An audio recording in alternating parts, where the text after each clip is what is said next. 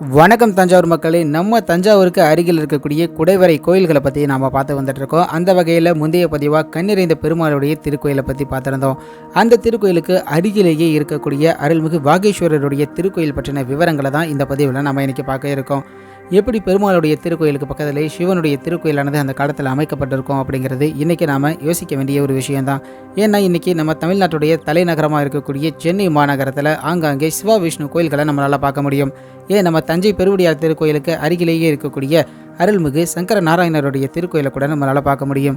இப்படி ஒரே வளாகத்துக்குள்ளாரையே, அதுவும் 1300 ஆண்டுகளுக்கு முன்னாடியே இப்படி செய்திருக்கிறது ரொம்பவே சிறப்பான ஒரு விஷயம் அப்படின்னு நம்ம சொல்லலாம். அருள்மிகு வாகீஸ்வரருடைய திருக்கோயில் அமைந்திருக்கக்கூடிய குகை வடக்கு நோக்கி அமைந்திருந்தாலும் சன்னதியானது மேற்கு நோக்கி அமைந்திருக்கு. ஒரே குன்றில் குடைந்தெடுக்கப்பட்டிருக்கக்கூடிய திருமூலருடைய திருக்கோயிலுக்கு அடுத்ததாக இருக்கக்கூடிய சிவபெருமானுடைய இந்த திருக்கோயிலானது சுமாரா கிபி 730களில் குவாவன் சாத்தன்னு அழைக்கப்பட்ட விடில் விடுகு முத்தரையருடைய காலத்தில் கட்டப்பட்டிருக்கலாம் அப்படின்னு சொல்கிறாங்க. இந்த திருக்கோயிலேயே கிபி 775 826 வரைக்கும் ஆட்சி செய்த நந்திவர்ம பல்லவனுடைய கல்வெட்டுகளும் காணப்படுவது குறிப்பிடத்தகுந்த ஒரு விஷயம். திருக்கோயிலுக்குள்ளார நுழைஞ்சோனையே முதலாக அழகான வளைவுகளோடையும் தூண்களோடையும் இணைக்கப்பட்டிருக்கக்கூடிய சன்னதியானது இருக்கு. இந்த சன்னதியில் முருகப்பெருமானும் விநாயகருடைய திருவுருவங்களானது வைக்கப்பட்டிருக்கு. அருகிலேயே அம்மனுடைய சிற்பமானது இருக்கு. அவர் அருகிலேயே ஒரு தூண்ல சண்டிகேஸ்வரருடைய சிற்பமானது வடிக்கப்பட்டிருக்கு. கருவறையில வாகீஸ்வரர்னு அழைக்கப்படக்கூடிய ஆலந்துரை மகாதேவர் லிங்க வடிவில் வட்ட வடிவமான பீடத்தில் அமர்ந்து ஒரு பக்தர்களுக்கு அருள் பாலிக்கிறாரு. தாய்ப்பாறையிலிருந்து செதுக்கப்பட்ட அசல் லிங்கமானது அழிக்கப்பட்டுருச்சு அப்படின்னு சொல்கிறாங்க. தற்போது இருக்கக்கூடிய இந்த லிங்கம் பார்த்தீங்க அப்படின்னா பிற்காலத்தில் வைக்கப்பட்டதாக இருக்கலாம் அப்படின்னு கருதுறாங்க. துவாரபாலகர்கள் சன்னதியோட இரண்டு புறமும் கம்பீரமாக பிரம்மாண்டமாக நின்று காட்சி கொடுக்குறாங்க. இரண்டு துவாரபாலகர்களுமே கரங்களில் ஆயுதம் ஏந்தியவர்களாக இருக்காங்க. இடது புறத்தில் இருக்கக்கூடிய துவாரபாலகர் திரிசூலத்தையும், வலதுபுறத்தில் இருக்கக்கூடிய துவாரபாலகர் மலுவை, அதாவது கோடாரியும் கையில் வச்சிருக்காரு. ஆலந்துரை மகாதேவருடைய சன்னதிக்கு நேர் எதிரே இருக்கக்கூடிய நந்தியம் பெருமானுடைய சிற்பமானது தாய்ப்பாறையிலிருந்தோ இல்லைனா குடைவரை பாறையிலிருந்தோ வெட்டப்பட்டது கிடையாது. அது தனி ஒரு பாறையிலிருந்து செதுக்கப்பட்டு இங்கே வைக்கப்பட்டிருந்திருக்கு. தனியான இருக்கக்கூடிய ஒரு மேடை மேலே நந்தியம் பெருமானுடைய சிற்பமானது வைக்கப்பட்டிருக்கு. அர்த்த மண்டபத்துடைய மேற்கு புறம் பக்கவாட்டு சுவரில் பார்த்தோம் அப்படின்னா அங்கே 3 அடிப்படையான சிற்பங்களானது இருக்கு.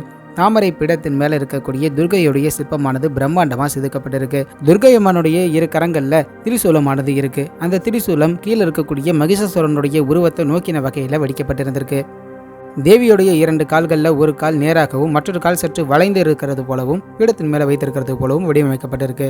மையத்தில் சிவபெருமானுடைய உருவமாகவும் விஷ்ணு பகவானுடைய ஒருங்கிணைந்த உருவமாக கருதப்படக்கூடிய ஹரிஹராவுடைய சிற்பமானது அமைக்கப்பட்டிருக்கு. இந்த சிற்பத்துடைய 2 புறமும் தரையில் 2 உருவங்கள் அமர்ந்திருக்கிறது போல காட்சிப்படுத்தியிருக்காங்க.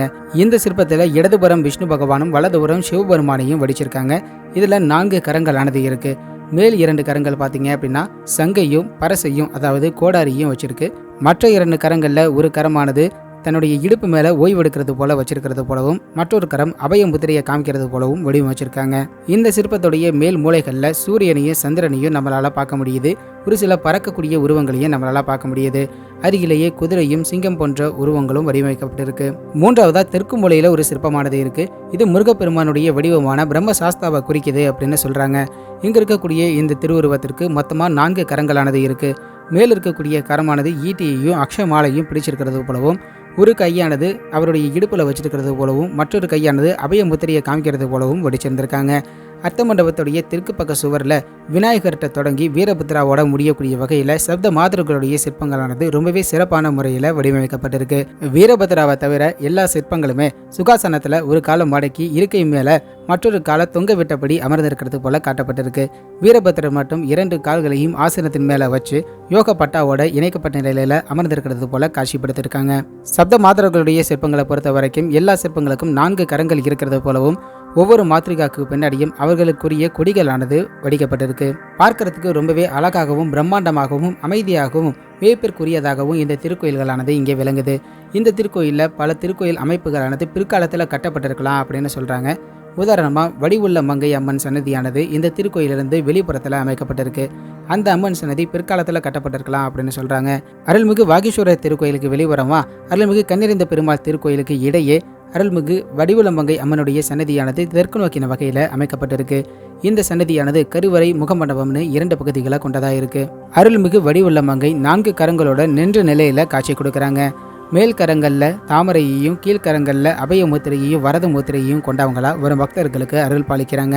இன்னைக்கு நாம பார்க்கும் பொழுது சிவபெருமானுடைய இந்த கோயிலானது ரொம்பவே பார்க்கறதுக்கு சிறியதா தெரியுது. ஆனால் ஒரு காலத்தில் இது பிரம்மாண்டமானதாக கூட இருந்திருக்கலாம். ஏன்னா இந்த திருக்கோயிலை சுற்றியும் பார்த்தீங்கன்னா வளாக சுவரானது அங்கங்கே காணப்படுது. இது எல்லாமே சிதைந்த மிச்சங்கள் மட்டும்தான் இன்னைக்கு நம்மளால பார்க்க முடியுது. அருள்மிகு கன்னிறைந்த பெருமாள் திருக்கோயிலுக்கும் அருள்மிகு வாகீஸ்வரர் திருக்கோயிலுக்கும் நீங்கள் வரீங்க அப்படின்னா இது ஆன்மீக ரீதியான பயணமாக மட்டும் இல்லாமல் கண்டிப்பாக வரலாற்று ரீதியான ஒரு பயணமாகவும் உங்களுக்கு அமையும். ஏன்னா தஞ்சைக்கு அருகே இருக்கக்கூடிய ஒன் ஆஃப் த பெஸ்ட் குடைவரை கோயில் அப்படின்னு சொல்லி இந்த 2 திருக்கோயிலையுமே நம்ம குறிப்பிடலாம். இந்த திருக்கோயிலானது தினம்தோறும் காலை 7 மணிலிருந்து 12 மணி வரைக்கும், மாலை நேரங்களில் 4 மணிலிருந்து 6:30 மணி வரைக்கும் திறந்திருக்கும் அப்படின்னு சொல்கிறாங்க. விசேஷ காலங்களில் இந்த நேரமானது மாறுதலுக்கு உட்பட்டது அப்படின்னு சொல்கிறாங்க. இந்த திருக்கோயிலுக்கு நம்ம மக்கள் எளிமையாக வந்து போவதற்காக இந்த திருக்கோயிலுடைய கூகுள் மேப் லிங்க் ஆனது இந்த பதிவுடைய டிஸ்கிரிப்ஷனில் குறிப்பிடப்பட்டிருக்கு. வாங்க அடுத்த பதிவில் சந்திக்கலாம்.